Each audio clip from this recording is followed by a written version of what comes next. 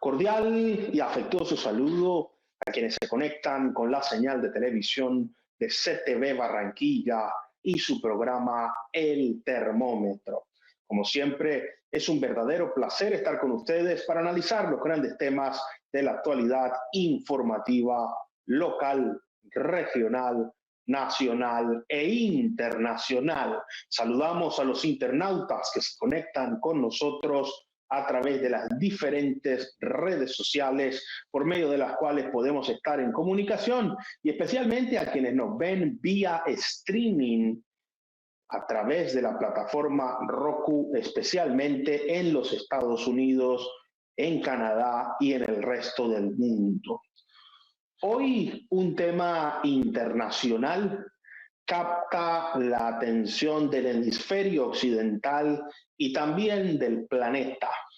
Una de las naciones más importantes de Latinoamérica ejercerá elecciones el próximo domingo, y estamos hablando de Venezuela, en medio de un clima bastante agitado, con denuncias graves de violación de los derechos humanos por parte de la oposición, con un discurso bastante agresivo por parte del oficialismo, sobre todo en la voz del presidente de la República Bolivariana de Venezuela, Nicolás Maduro, quien ha dicho que si no gana habría un baño de sangre por las calles, no solo de Caracas, sino de todo el país. La comunidad internacional ha estado atenta, líderes de izquierda inclusive están con la lupa puesta, pidiéndole a la comunidad internacional que acompañe este proceso no solamente con observación, sino con la exigencia de garantías. ¿Qué va a pasar en Venezuela? La oposición ha logrado unirse en su mayoría en torno a la candidatura de Edmundo González, luego de las inhabilitaciones o inhabilidades a un grupo importante de candidatos desde María Corina Machado, que le ha permitido en un momento clave para la historia venezolana presentar una opción en el marco de lo que exigen elecciones libres y justas. El chavismo también está bastante cohesionado, con una amplísima movilización y la característica convocatoria de sus líderes, que con ese tono permanentemente agresivo despiertan grandes pasiones, no solo en sus seguidores, sino también en sus detractores. El clima político en Venezuela está que arde como la temperatura a nivel mundial. Lo cierto es que esperamos, deseamos, y desde aquí enviamos a todos los venezolanos nuestros mejores deseos para que esta elección clave del próximo domingo no solo transcurra en paz, sino que sea un escenario de encuentro, de armonía, y como ha sido Venezuela, por lo menos durante el siglo XX, un referente de democracia para el mundo. Para analizar este tema, hoy tenemos un panel internacional de expertos que nos ayudarán a comprender lo que está pasando en Caracas y en todo el territorio venezolano. Desde el lugar de los acontecimientos, en Caracas, en Venezuela, está con nosotros el doctor Jesús Rangel Rachadel.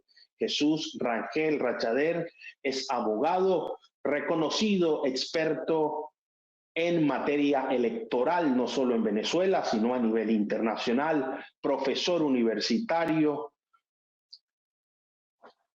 indispensable voz para entender lo que está pasando en Venezuela, es además columnista al Termómetro. Muchas gracias por estar con nosotros en CTV Barranquilla, y cuéntenos, ¿cómo está el clima político y la temperatura electoral en Caracas para estas elecciones del próximo domingo? Hola, Julio César. Muchas gracias por la invitación. Mira, hay que ser positivo siempre. Nosotros tenemos la esperanza que vamos a salir de este gobierno con las elecciones de este domingo 28 y Dios mediante no debe haber mayores problemas. El gobierno debería reconocer el ganador porque las encuestas, la mayoría de las encuestas reconocidas, serias, están diciendo que la diferencia está por encima de los 25 puntos. Esa diferencia nos da mucho ánimo porque por más trampas que haga el gobierno, por más que se esmere en dificultar el voto, será muy difícil que ellos puedan superar esa diferencia, y esa diferencia es la que nos hace pensar que vamos a ganar sin problema y que el gobierno va a reconocer el problema. Esa es la posición positiva. Hay otras, por supuesto. Visiones, sin duda, que describen en el escenario actual de Venezuela una gran cantidad de perspectivas frente a lo que está pasando. Y quiero preguntarle, doctor Jesús Rangel Rachader, en el venezolano, ese ciudadano que sale todos los días a trabajar con aspiraciones, ¿hay deseos de votar? ¿Reina el escepticismo, la esperanza? ¿Se espera una alta participación o la abstención tiene lugar en este debate electoral?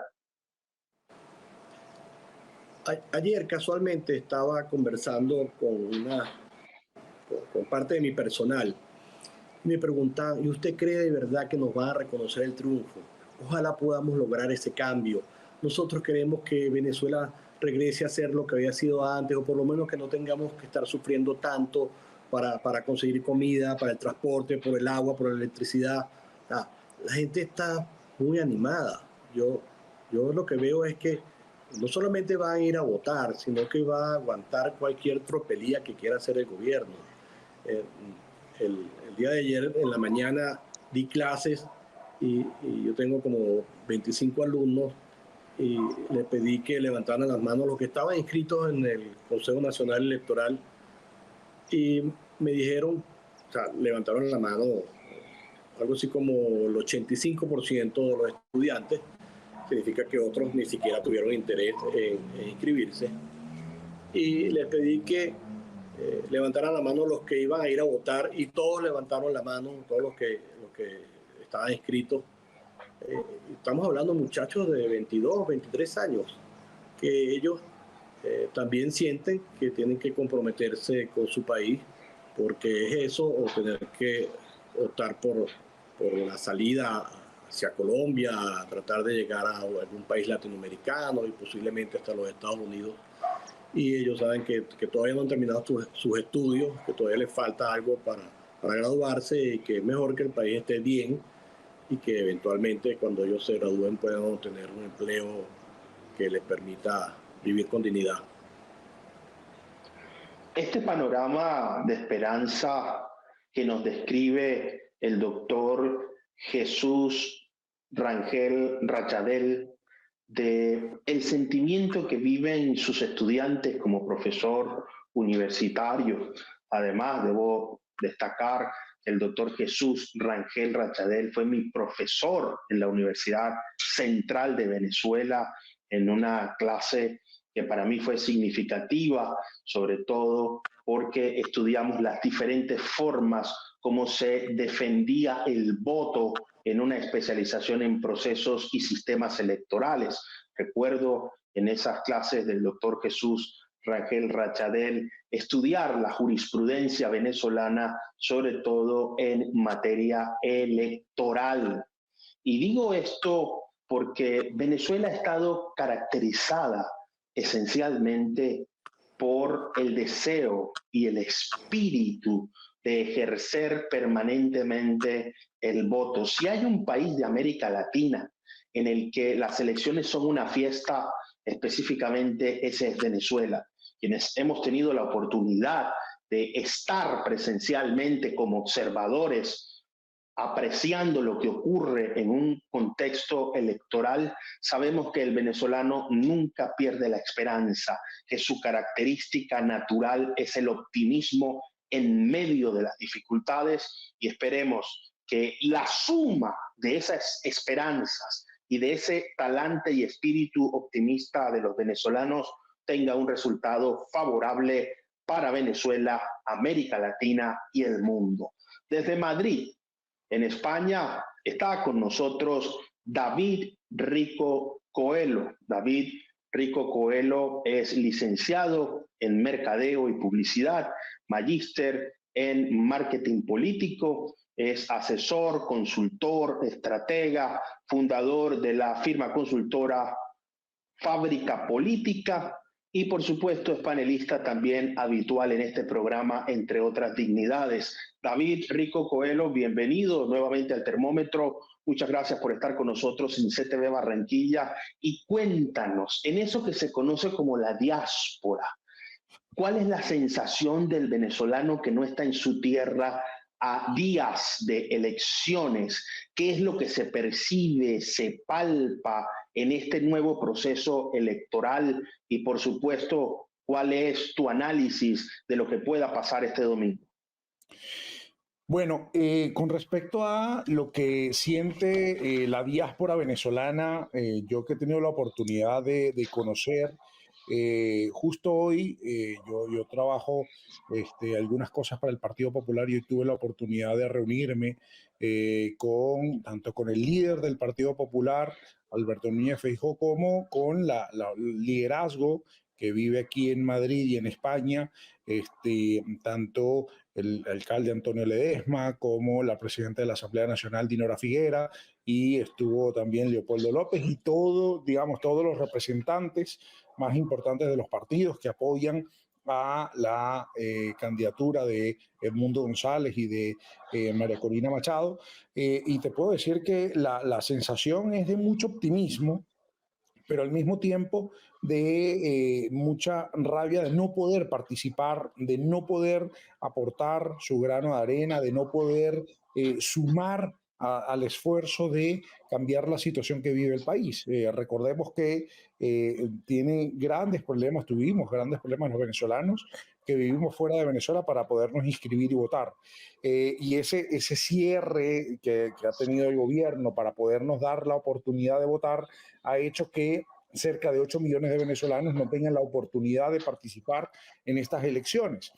Esto, al mismo tiempo, ya que hablaba sobre los procesos electorales, genera mucho temor sobre cómo puedan utilizar a estas personas, a todos los que vivimos fuera del país, para que su nombre sirva para ejercer el derecho al voto. Esperemos que y sabemos que ahí hay un trabajo importante que tiene que hacer el comando con Venezuela, el comando de Mundo González, para poder velar por la transparencia del ejercicio del voto. Ahora, ¿qué creo yo que puede pasar? La verdad, a mí no me gusta jugar mucho a la especulación ni a la adivinanza, pero yo creo más en los escenarios. Existen varios escenarios. Yo creo que en Venezuela se pueden tomar al menos unos 8 escenarios factibles, reales y posibles, pero eh, digamos, para ceñirnos a una intervención muy rápida y tomando en cuenta la posibilidad de que el gobierno gane la elección, va a aparecer, va a existir el tufo de una amplia o la posibilidad real de un amplio fraude, ¿no?, electoral. Ese tufo puede generar un gran descontento popular y un gran descontento sobre la realidad de lo que ocurra en la elección. Pero al mismo tiempo, tú hablabas al principio de esas amenazas que salieron del presidente Maduro. Yo tengo la idea, y utilizando simplemente la necesidad que se tiene en una campaña de construir mensajes con el fin de desmovilizar votantes o con el fin de generar temor para que los votantes, cierto grupo de votantes, voten hacia la opción que más miedo le pueda generar. eh, yo espero y aspiro que sea un mensaje dirigido a desmovilizar votantes o generar temor para votar por un candidato en específico, en este caso el candidato del gobierno, más que una amenaza real o una amenaza velada, mejor dicho, que se convierta en una realidad, ¿no? Es decir, aspiro que, y esto es una aspiración, no es una realidad, es una aspiración, que esa amenaza se deba más a una estrategia comunicacional que a una amenaza real, ¿no? Así que, dicho esto, si pierde el gobierno, yo tengo la esperanza y la expectativa de que entre un proceso de negociación para la transición y que ese proceso de negociación para la transición lo que nos lleve es que el 10 de enero podamos tener un nuevo presidente que cambie el destino del país. Hay dos palabras claves en la política, como en la historia: cambio y continuidad. Generalmente los procesos electorales se debaten entre esas dos posibilidades. Algunos, sobre todo quienes están desde la perspectiva del cambio, suelen llamar a la continuidad continuismo, y quienes están en la posición de la continuidad suelen llamar al cambio retroceso o involución. Y en este ejercicio discursivo y retórico, la mayoría de las campañas en todos los procesos electorales empiezan a jugar. No significa que sean las dos únicas voces, ni más faltaba, de las elecciones, pero generalmente se tiende a concentrar la atención y a tocar la fibra emotiva de la gente en relación a lo que pueda ser el descontento para activar el cambio y en relación a los niveles de satisfacción para potenciar la denominada continuidad. En Venezuela hay dos grandes bloques. Cuando uno habla con personas que simpatizan con el gobierno de Nicolás Maduro, escucha, descubre y siente esa voz de continuidad permanente diciendo una expresión que se ha vuelto bastante repetitiva en los chavistas, y es la revolución por siempre o la revolución hasta que el cuerpo aguante y que no volverán. Ese tipo de mensajes, por supuesto, en la oposición generan mucha resistencia, y la voz poderosa del cambio enarbola las banderas de la esperanza de un nuevo proceso democrático. Está con nosotros desde Washington, D.C., el doctor Guillermo Pacheco Gaitán. Guillermo Pacheco Gaitán es arquitecto, profesor universitario, estratega, experto en seguridad, ha sido diplomático del gobierno de Guatemala, entre otras grandes dignidades. Por supuesto, una voz autorizada en el contexto de nuestro hemisferio para entender lo que está pasando en Venezuela, y ya es panelista frecuente en este programa. Doctor Guillermo Pacheco Gaitán, bienvenido al Termómetro nuevamente. Muchísimas gracias por estar con nosotros en CTV Barranquilla, y cuéntenos desde la mirada internacional, ¿qué es lo que se percibe? ¿Qué se siente en los comentarios de los analistas, de los líderes que están en Washington sobre lo que pueda pasar en Venezuela? Gracias, Julio. Qué privilegio poder estar nuevamente contigo y los colegas panelistas y los televidentes del Termómetro. Mira, quiera que no, hay una preocupación, y yo creo que es una preocupación mayor que la elección anterior, por los mensajes ya que ha mandado el presidente dictador, me permito decirle. Uno, respecto a Javier Milei; dos, el que le dejó al presidente Lula de Brasil; y tres, el expresidente Alberto Fernández, que fue invitado por el Consejo Nacional Electoral para ser un veedor de las elecciones, recibió un mensaje muy amenazante desde el mismo presidente Maduro y desistió ya de ir. Y relacionado con el mensaje que ha dicho, si no ganamos, va a haber un baño de sangre. Entonces me parece que él sabe que la mayoría, y pude haber sido así hace algunos, en la elección pasada, hace pocos años, que él esta vez sí hay una mayor sensación de pérdida en ellos y ganancia de la oposición. Y entonces la preocupación que se dan los corridos aquí en Washington es el baño de sangre. Digo, pensando qué haría la comunidad internacional respecto a que si corre sangre, ¿qué puede haber? Puede haber un tipo de intervención, puede salir de la OEA, puede salir de Naciones Unidas. ¿Qué es lo que tomaría parte en este proceso? Creo que más que las elecciones como tal, la mayor preocupación en este momento está en esta narrativa que Maduro ha intensificado y sobre todo por el hecho mismo de haberlo dicho a sus pares que siempre de donde tenían apoyo. Entonces, haberle dicho a Lula el mensaje a Fernández, que eran los que siempre lo apoyaban, en el caso de Milei, pues ya no hay, ya no es el apoyo, sino que ya es una oposición en el continente. Entonces, me parece que va a haber muchas miradas internacionales esperando cuál es el resultado primero, entendiendo también que se podría dar un fraude, una dilatación de los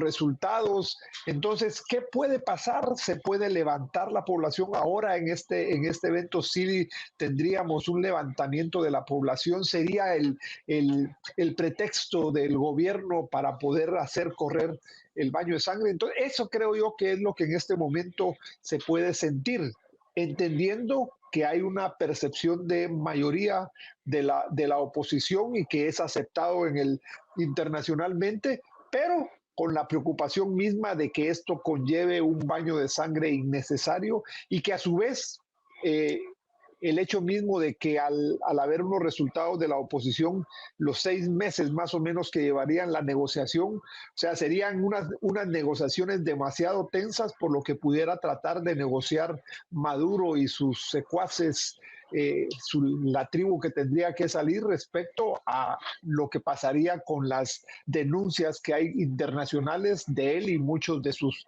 colaboradores.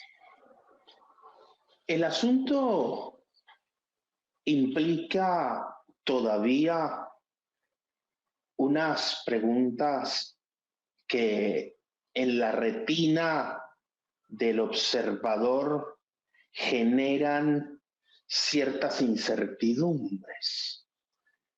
Lo primero es la transparencia del proceso y la protección de la voluntad del elector a la hora de resguardar el voto. Y digo esto porque no existe sistema electoral invulnerable. Quienes hemos estudiado a fondo este tema, no solo académicamente, sino también en el ejercicio práctico de la actividad política, sabemos que las elecciones no terminan el día propiamente del acto de ir a votar, del día denominado día D, técnicamente, que es el día del debate, el día domingo en este caso.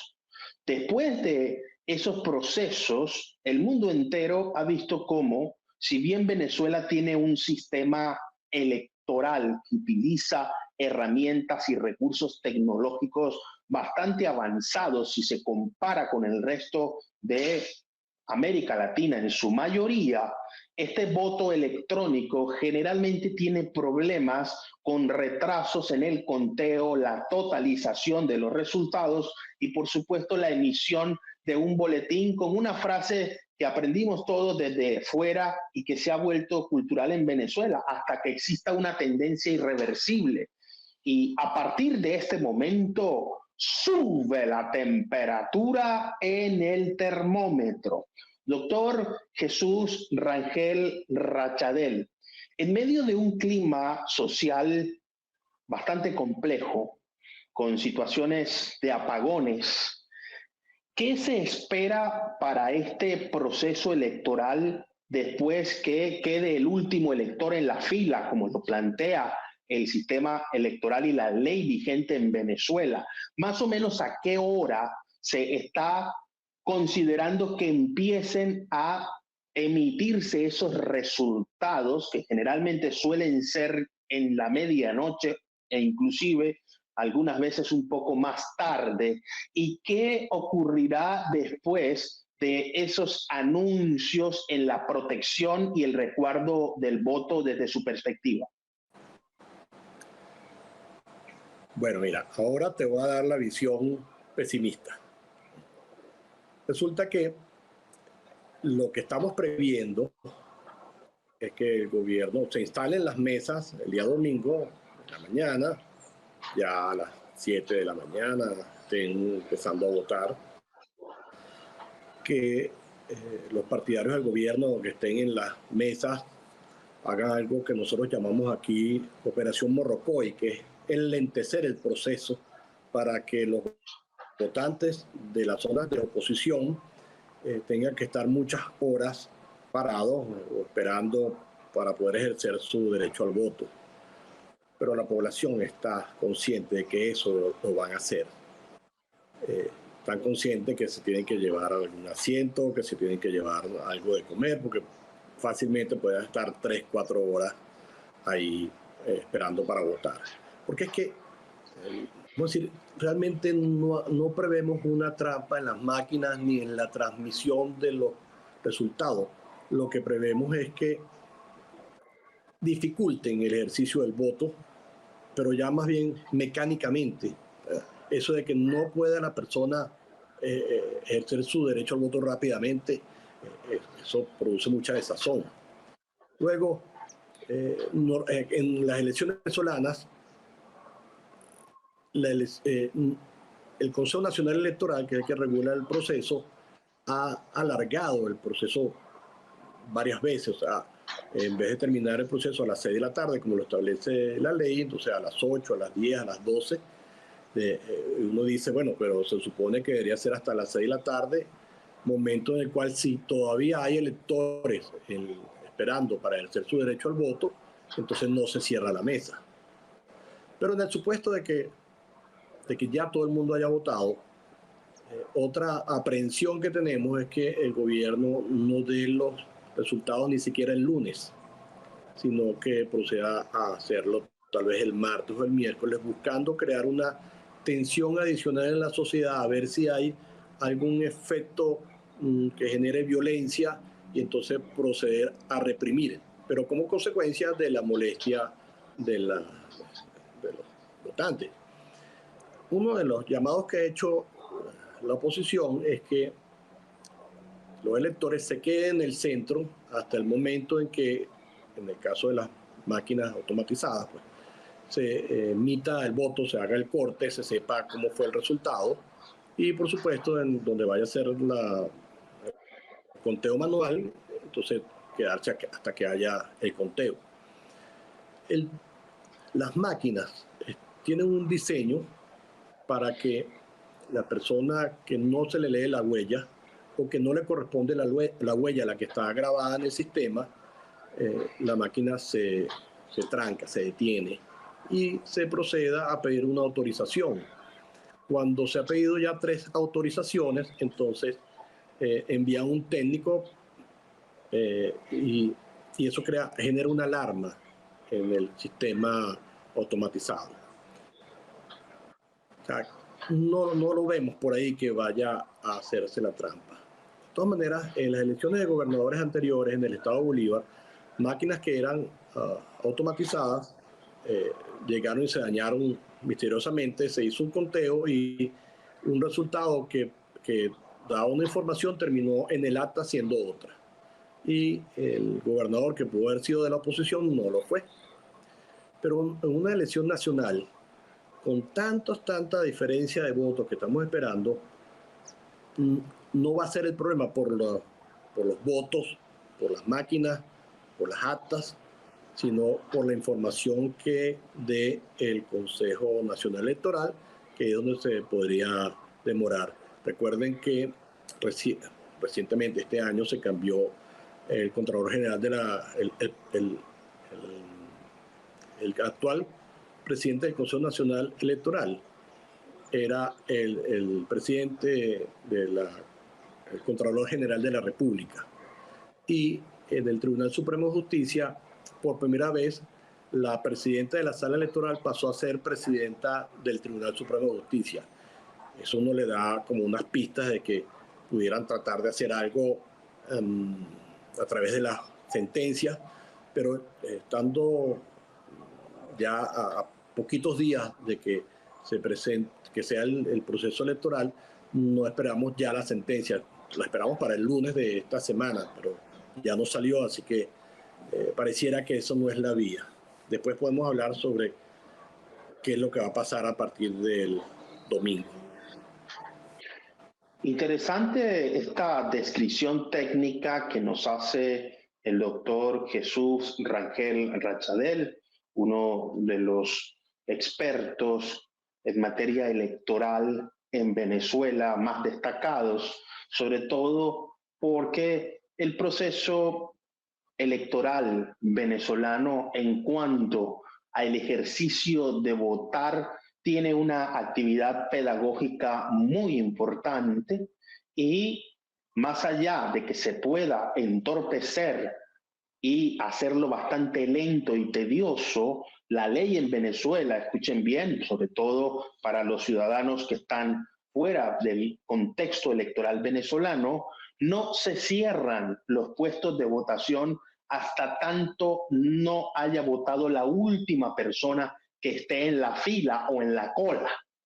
Y esto ha sido objeto de múltiples interpretaciones porque no se puede terminar el proceso de elección hasta que la última persona que haya acudido al puesto de votación pueda sufragar. Para algunos defensores de este planteamiento es una garantía procesal de que nadie se quede sin votar y otros consideran que es una manera de establecer una estrategia para a última hora sacar buses, grupos, colectivos en masa que ralenticen el proceso de conteo y de auditoría en el sitio, de lo que en Colombia se conoce como escrutinio, que se adelanta después. En Venezuela un 50% es al momento en que se produce la elección. Se incorpora a esta conversación desde Miami, en el sur de la Florida, Tati Enríquez. Tati Enríquez es comunicadora social y periodista, analista político, relacionista público, directora del programa El Despertador de Oasis Radio del grupo Salem y, por supuesto, panelista en este programa, entre otras dignidades. Tati, en Miami hay una comunidad venezolana muy importante, como en casi todo el territorio de América Latina. Pero ¿qué se percibe desde allá? En ese sentido venezolano, usted es ciudadana colombiana, pero tiene como estadounidense contacto directo con grandes grupos venezolanos y líderes importantes de la oposición en Venezuela. ¿Qué es lo que se siente y cuál es el impacto comunicacional de estas elecciones en el sur de la Florida? Un cordial saludo a toda la audiencia de CTV Barranquilla y en especial al programa El Termómetro y a mis compañeros. Bueno, aquí yo vivo cerca a una comunidad venezolana importante en el sur de la Florida y es como vivir dos emociones. A veces hay unos días muy buenos, a veces hay unos días muy malos, y me refiero a que dentro de ellos está la esperanza, la fuerza, el anhelo de volver a ver a su país, un país libre de dictadura, absolutamente. Y otros días llega ese pesimismo de que creen que no va a pasar absolutamente nada porque todo está orquestado y lo que se está haciendo en Venezuela es legitimizando el gobierno de Nicolás Maduro. Entonces son emociones que van y vienen como si fueran una carretera en carros yendo y viniendo, y me duele muchísimo porque mis compañeros en trabajo son venezolanos, políticos, líderes venezolanos, muchísimo porque la comunidad es inmensamente grande Y es triste, se han reunido en diferentes lugares icónicos venezolanos como el Arepaso, un lugar famosísimo que tiene muchos años en el sur de la Florida, y ellos emocionados sacan sus banderas, piden libertad, piden el apoyo de las organizaciones internacionales, pero en el fondo ellos piensan que en lo que están haciendo con estas votaciones es legitimizando a el gobierno de Nicolás Maduro. Y el tema de la prensa creo que también está sintiendo lo mismo de cierta forma, aunque se sabe que es el deber ser de traer la democracia y las votaciones a el país, sientan que definitivamente cuando muestran el cartón electoral y vemos a Nicolás Maduro en tantas fotos, decimos realmente qué es lo que va a pasar en Venezuela. Y efectivamente lo que dice usted, no se va a saber el día de, sino a los días, pero yo creo que Nicolás Maduro va a hacer quizás algún pronunciamiento ese mismo día, este domingo, de ganar. Ahora, hay que salir a votar. Mis compañeros me dicen, Tati, no deben salir a votar, pero yo creo que sí, el ejercicio de la democracia nunca debe dejar de darse, y esa batalla, esa lucha por libertar el país se debe dar desde todo punto de vista. Dios sabrá qué es lo que va a pasar el domingo, pero los venezolanos deben hacer el ejercicio. Aquí en la Florida, aquí en Miami, no hay consulado, no hay punto de votación, ellos no van a contarse, así que eso es algo frustrante de cierta forma. Y ese impedimento que tiene la comunidad venezolana que vive en el exterior de participar, sin duda va a incidir muchísimo en el resultado. En este programa hemos tenido a líderes importantes, entre otros como a Juan Guaidó, quien nos decía en una entrevista reciente que se estima que han salido de Venezuela en los últimos años alrededor de 8 millones de personas, de las cuales 2 millones están en Colombia o han transitado por territorio colombiano, y el resto con la migración natural que existió a principios del siglo XX y principalmente en los últimos 10 años, es un número importantísimo de electores. Y aquí quiero preguntarle, David Rico Coelho, ¿qué es lo que ha pasado con esta situación de que los venezolanos no pueden votar en el exterior? ¿Es una estrategia? ¿Tendrá algún tipo de incidencia? ¿Se pierde ese número importante de votos? Y lo digo a propósito del comentario de Tati, que también lo he escuchado. Hay un sector de la población venezolana, de la oposición, que es escéptico al proceso y que dicen que ya no creen en los líderes y que no hay que participar. ¿Cómo se percibe esto en el extranjero? ¿El voto extranjero y la ausencia de él incidirá en el resultado, o la mayoría en masa de los venezolanos se espera que acudan como un río incontenible para expresar el deseo popular? Veamos. Hay varios temas en esta pregunta. Lo primero es que el venezolano ha participado en procesos electorales históricamente, y en particular desde que está instalada la Revolución Bolivariana. Es decir, los niveles de participación suelen ser muy altos, incluso más altos que la mayoría de los países en Latinoamérica, cuando en Venezuela, a diferencia de países como Ecuador, por ejemplo, no es obligatorio el voto, es decir, es un derecho, ¿no? Dicho esto, el río de votos se ha visto en todas las elecciones presidenciales en Venezuela, ¿no? Siempre y cuando haya, obviamente, una participación de la oposición. Ahora bien, la no participación en ciertos procesos electorales de la oposición y la discusión sobre la legitimidad del voto como una herramienta de lucha ha sido lo que ha ocasionado que ciertos sectores de la oposición hoy duden de un proceso que es el único proceso por el cual puedes lograr de manera democrática salir de un gobierno dictatorial.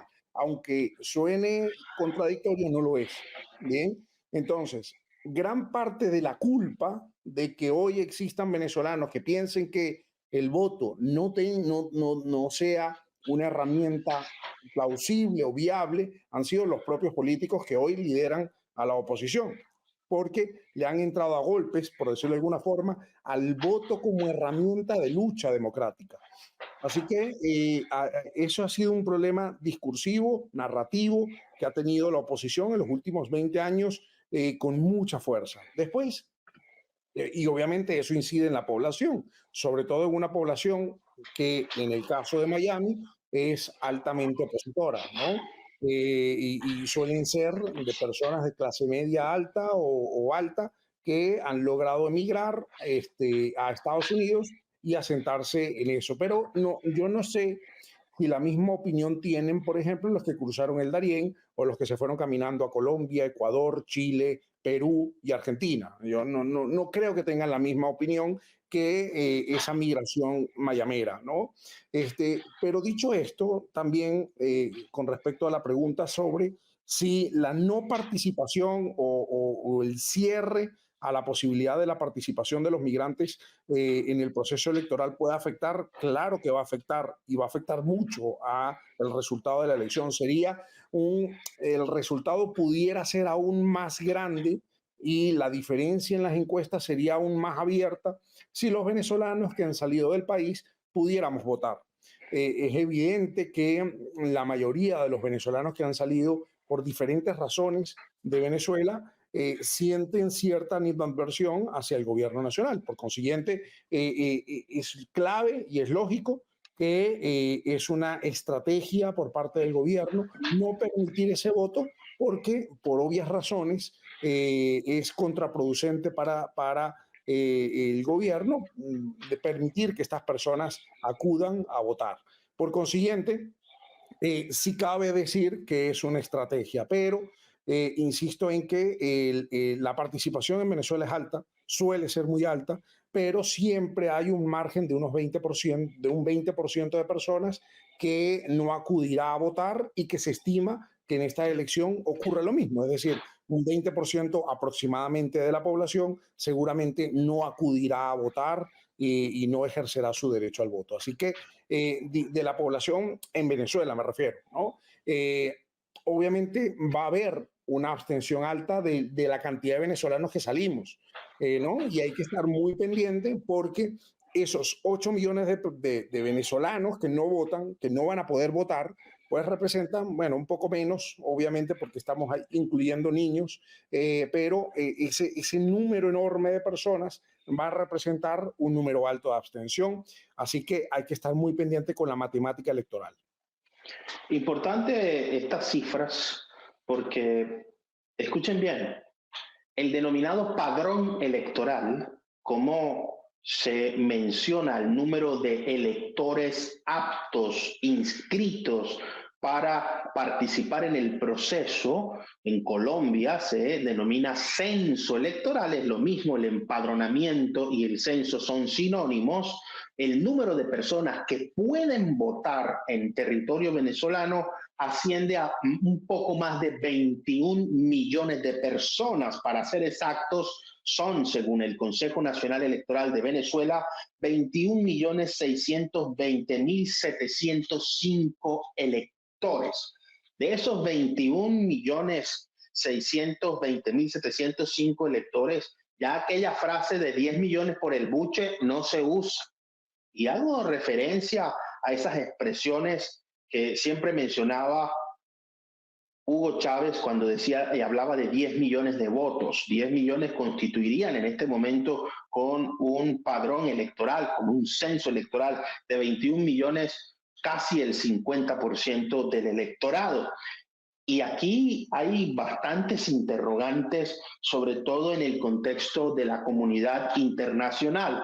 Doctor Guillermo Pacheco Gaitán, ¿Qué puede hacer? Usted es experto en el tema democrático, la comunidad internacional en el evento, y esperemos que no sea así, de que se denuncie un fraude electoral, más allá de la presión que puedan ejercer los medios de comunicación, que como estamos viendo apuntan a que Edmundo González tiene la mayoría de la intención de voto según estudios de opinión.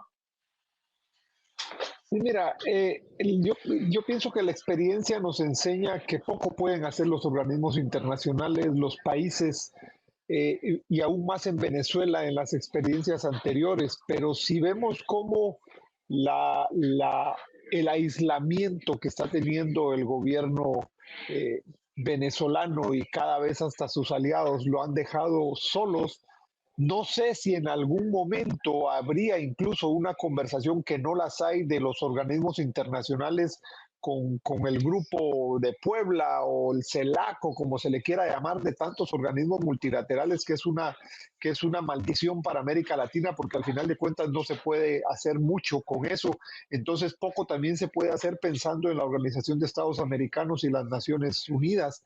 Entonces, salvo que pudiera darse un consenso sumando a estos países que en algún momento eran los aliados de Venezuela y han sido de por sí los aliados en Venezuela, pero cada vez hemos visto cómo la limitación misma de mantener a través del petróleo y de otras serie de negociaciones que podía tener Venezuela aliados alrededor de su proyecto, pero que con la voz que tuvo Lula, que quiera que no, aún siendo Lula, está hablando de Brasil y de otras voces que hay, si se lograra tener un consenso respecto a esto, la pregunta es, ¿qué podría hacer la comunidad internacional en un evento electoral fraudulento, pero que no llega a la sangre? Digo, para mí creo que es poco lo que puede hacer y lamentablemente sería, si se diera el caso, espero que no,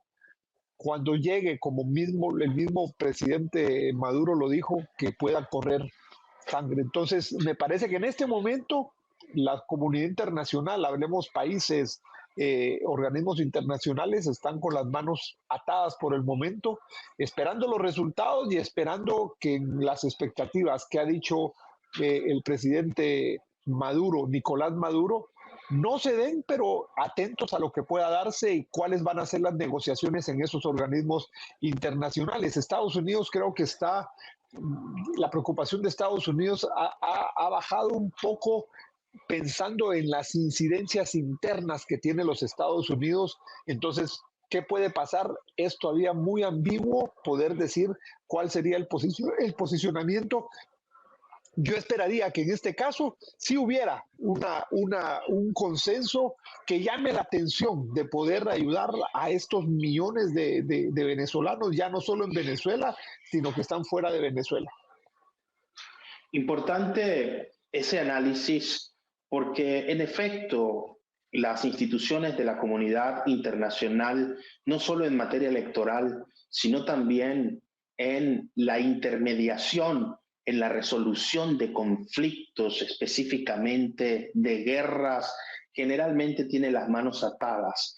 Los instrumentos de organismos multilaterales como las Naciones Unidas, la OEA en nuestro hemisferio occidental, generalmente tienden a un proceso de negociación en el que termina ganando quien tiene el poder. Y esto hay que decirlo con toda responsabilidad, porque tenemos que avanzar mucho en el contexto internacional para tener verdaderos instrumentos que permitan defender los derechos humanos y la democracia. Doctor Jesús Rangel Rachadel, cuéntenos sobre eso que nos anunciaba en el segmento anterior de qué puede pasar después y, por supuesto, en cuanto a su experiencia, específicamente con otros procesos electorales, ¿por qué no puede votar el venezolano en el exterior? Bueno, no puede votar primero porque el gobierno venezolano no tiene relaciones diplomáticas con algunos países. Eso hace que simplemente, por ejemplo, los Estados Unidos, donde hay muchos venezolanos, pues no se permite. Luego, la implementación en los consulados donde sí se tienen relaciones no ha sido fácil. Por ejemplo, tengo entendido que en España sí se va a votar, pero de todas maneras hay que entender algo. La población que está de votantes, que está en el extranjero, normalmente no vota. Usted puede decir, bueno, sí, en Miami vota mucha gente, sí, pero los que viven en Atlanta y que tienen que trasladarse, los que viven en Carolina del Norte, que tienen que trasladarse, imagínense, el otro consulado queda en Washington en condiciones normales. Ese universo de personas en el extranjero no se manifiesta. Imagínense que usted esté en Chile y allá pudiera votar y resulta que, bueno, que no todo el mundo vive en la capital. Entonces se tiene que trasladar, eso implica costos. Entonces el esfuerzo de votar es un esfuerzo económico.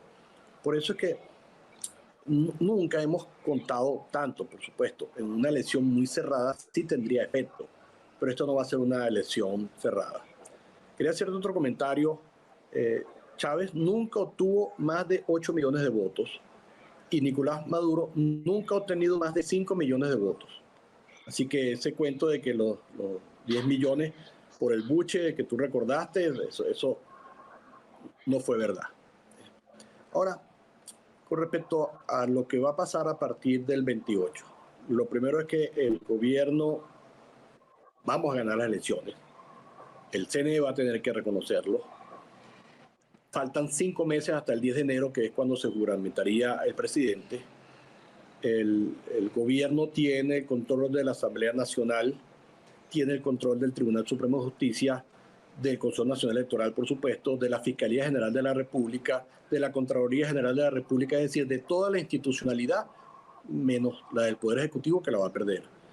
Eso puede generar problemas de gobernabilidad, puede generar problemas porque la Asamblea Nacional dicte leyes que de alguna manera dificulten el ejercicio del Poder Ejecutivo, pero yo confío mucho en una sapiencia del venezolano, que es que ponerse en la buena rápido. Muchos chavistas, para sobrevivir, pues va a ceder. Claro, no la alta institucionalidad, pero eso de alguna manera les va a terminar llegando. Recordemos que el año que viene también va a haber elecciones a la Asamblea Nacional de gobernadores y alcaldes. Eso significa que puede haber un cambio importante, porque una vez que tengamos nuevos legisladores, correspondería, dependiendo si han vencido los periodos o no, si hay unas reformas de leyes, que cambien los magistrados del Tribunal Supremo de Justicia y los demás titulares de los poderes públicos. A mí, yo creo que la transición no empieza el lunes, ni el martes, ni cuando el CNE reconozca los resultados, sino cuando seguramente el presidente Edmundo González, porque mientras tanto el gobierno va a tratar de ejercer el poder que se le reconoce. Posiblemente gane algo de legitimidad, como decían que en Miami, que de alguna manera estaría favoreciendo al gobierno. Yo no lo creo, pero lo que sí creo es que el gobierno de los Estados Unidos, y tal vez el nuevo gobierno de los Estados Unidos, espere para tomar las decisiones de levantar las sanciones que tanto le ha traído en problemas al gobierno de Nicolás Maduro. Yo no espero que el presidente Biden vaya a tomar decisiones con respecto a ese bloqueo que hay, que lo ha suavizado bastante, pero gane Kamala Harris o gane Donald Trump, cualquiera de ellos, va a ser el que va a tomar la decisión definitiva, y dependerá también de que el gobierno venezolano actual lleve la fiesta en paz. Logremos tener suficiente tranquilidad entre la sociedad. Te puedo decir que igual que hay mucha esperanza, hay mucho temor. Sé de empresas que decidieron dar el día libre del lunes por la expectativa de que no puedan llegar los trabajadores. centros nocturnos, clubes van a estar cerrados el domingo para facilitar el ejercicio del voto a su personal y que los usuarios no se distraigan con ir al club en vez de ir a ejercer su derecho al voto. Hay cierto temor, sí, hay cierto temor de que el gobierno haga alguna trampilla o genere alguna incomodidad, pero no es que no están dando libre toda la semana. Es el lunes esperando a ver cómo se desenvuelve todo y después tomar las decisiones. Esa es la situación que tenemos. Importante esto porque de los 8 millones de venezolanos que según cifras extraoficiales han salido del país en los últimos años, alrededor de 4 millones están habilitados para votar, pero por estar en el exterior solamente, escuchen bien, se ha habilitado el 0,3% del electorado total, que son 21 millones, que son 392.464 votantes para poder participar. Y solo 69.000 fueron admitidos por el Consejo Nacional Electoral para votar en el extranjero. Esto debemos tenerlo muy claro aquí, porque constituyen alrededor del 25% del padrón electoral, del censo electoral venezolano, esos 4 millones que están fuera del país. David Rico Coelho, ha transcurrido el tiempo, pero quisiera hacerle esta pregunta para ir cerrando, y es, más allá de la expectativa, ¿cómo ha visto estratégicamente la campaña de Edmundo González y con esos videos que se han vuelto virales de María Corina Machado rodeada de gente? También hay que decir que Nicolás Maduro ha estado inclusive cargado por multitud y por un número importante de personas tirados sobre el pueblo, como él lo denomina, y estratégicamente ha sido correcta esta campaña de Edmundo para todo el mundo, como se proyecta la imagen del candidato de la oposición. Bueno, la verdad es que la campaña ha sido eficiente, ha sido efectiva, no, digamos, no le ha generado problemas en torno a su imagen, tampoco se puede decir que se hayan cometido errores. Uno a veces se guía también por esto que en el tenis se llama lo de los errores no forzados, ¿no? Es decir, en la medida en que no cometas errores que puedan generar algún perjuicio en tu imagen, te puedes mantener en ese, digamos, en esa ola que ya traía María Corina Machado desde las primarias y que se han convertido en, bueno, una misma ola para el mundo. Obviamente la campaña se centró también en transmitir a la población que el candidato era Edmundo y no María Corina, a pesar de estar María Corina con él. Recordemos que en Venezuela los medios de comunicación están cooptados por el gobierno y es más difícil comunicar, sobre todo en lugares donde la señal de internet pues no es tan buena, que es gran parte de la zona interior del país. Así que la comunicación se ha hecho mucho más digital también y eso utilizando los medios de las redes sociales como un medio importante para el impacto del mensaje. Creo que en algunos momentos se han cometido errores, obviamente. Es una campaña muy larga, se ha hecho muy larga porque se viene arrastrando desde más allá de las primarias para poder impactar, pero se han también cometido errores, pero que no han perjudicado de manera frontal a la campaña. Ahora, han habido muchos aciertos, es decir, la división del mensaje, es decir, que María Corina tenga un mensaje y Edmundo tenga otro, ha sido un total acierto, y que son complementarios, evidentemente. Que María Corina esté recorriendo el país y cada ciudad y cada pueblo demostrando la fuerza que tiene en todo el territorio, ha sido un gran acierto de cara a esa imagen que pudiera afectarle al mundo de ser una persona un poco mayor y que no recorre el país. Por el contrario, Edmundo, en cambio, se ha mostrado mucho más ecuánime, mucho más, digamos, mucho más dado a una negociación, dado más a un proceso de transición en paz. Y eso también es positivo, sobre todo de cara a apaciguar a los más radicales de bando y bando, ojo, ¿no? Pero sobre todo dirigido hacia los radicales del gobierno, ¿no? Y de aquellos que puedan pensar que al llegar al gobierno la oposición puede haber una persecución contra ellos. Así que yo creo que en general ha sido bastante acertada la comunicación de la campaña de Edmundo.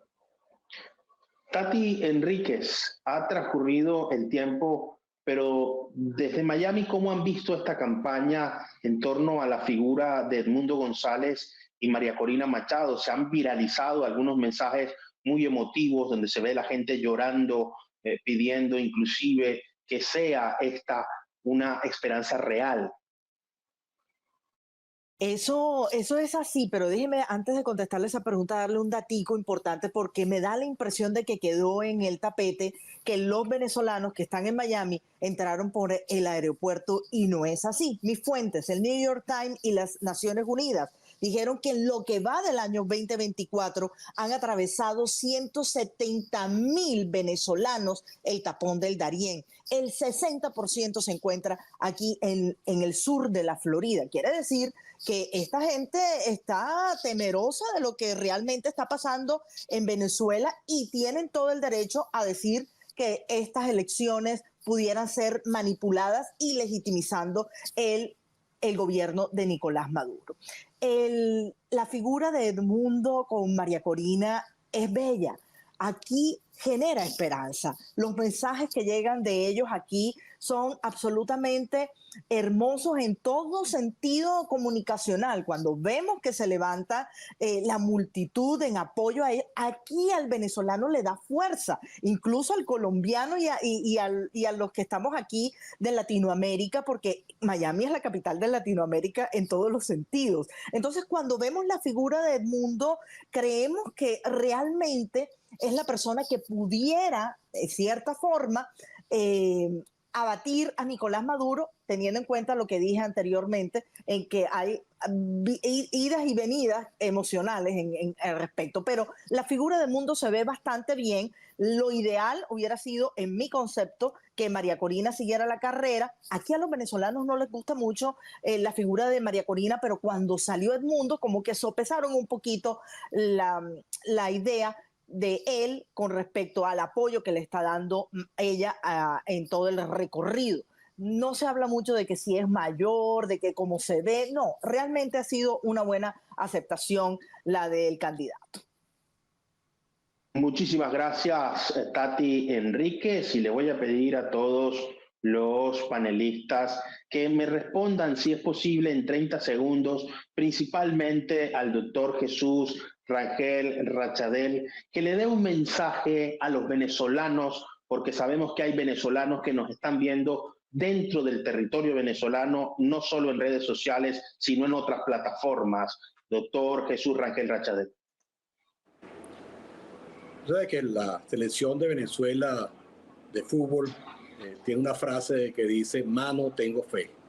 Aquí tenemos fe, que vamos a ganar, que el gobierno no va a tener más remedio que reconocer el triunfo de Edmundo González, que empieza una nueva etapa en Venezuela y que vamos a poder reconstruir el país tal y como lo hemos soñado durante tanto tiempo, porque este sufrimiento que nos ha dado el chavismo y el madurismo, de verdad que no puede continuar.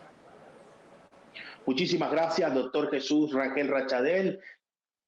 Doctor Coelho, doctor Rico Coelho, dele su mensaje a los venezolanos que nos ven en las diferentes plataformas digitales. Bueno, yo simplemente animarlos a participar, animarlos a todos los que están en Venezuela y enviarles sobre todo nuestra buena vibra, porque muchos de nosotros quisiéramos estar con ustedes participando, pero lamentablemente no lo podemos hacer. Y con mucha, como decía el profesor, con mucha fe, porque es la primera vez en estos casi 25 años que tenemos realmente la oportunidad en nuestras manos de cambiar el destino del país. Muchísimas gracias, doctor David Rico Coelho. Y Tati, Enrique, su mensaje también para los que están en Venezuela. Tenemos amigos, lazos de afecto históricos, los colombianos, muy fuertes con el territorio venezolano y deseamos lo mejor para este domingo. Mi solidaridad completa para el país venezolano. Salgan a votar, no se queden en casa. Considero también que esta es la oportunidad de la libertad del país y, por supuesto, Mano, tengo fe. Muchísimas gracias a el doctor Guillermo Pacheco Gaitán, quien por compromisos académicos tuvo que retirarse, pero su participación fue destacada en este programa. Y por supuesto a todos nuestros panelistas el día de hoy, muchas gracias. Lo hemos visto, elecciones presidenciales en el canto del himno nacional que hace vibrar a los venezolanos. Siga el ejemplo que Caracas dio. Es hora de alzar la bandera de la democracia, de participar, de vincularse, de comprometerse, de elegir. Si usted no elige, otros lo harán por usted. Votar no es simplemente un derecho y un deber, es mucho más que un compromiso y una responsabilidad. Cuando usted vota, honra su gentilicio. La acción de votar es un asunto de identidad, es un asunto que se lleva en la sangre. Cuando un venezolano exhibe su cédula, orgulloso del territorio donde nació, está demostrando que es agradecido con su cultura, con sus principios, con sus valores y que nunca renuncia a la esperanza de que siempre el pueblo venezolano ha sido superior a las dificultades. Desde Venezuela salieron jinetes, hombres con espadas que liberaron los pueblos de América. Venezuela está en la mirada del mundo y desde aquí deseamos lo mejor para Venezuela, lo mejor para el pueblo venezolano y por supuesto que la paz, el reencuentro, la reconciliación y la prosperidad inunden de bendición al bravo pueblo venezolano. No olvidemos nunca esto. No existe yo sin nosotros. Lo mejor de todos para ti y lo mejor de ti para todos. Muchísimas gracias por estar con nosotros hoy en el termómetro por CTV Barranquilla. Nos estamos viendo en todas partes.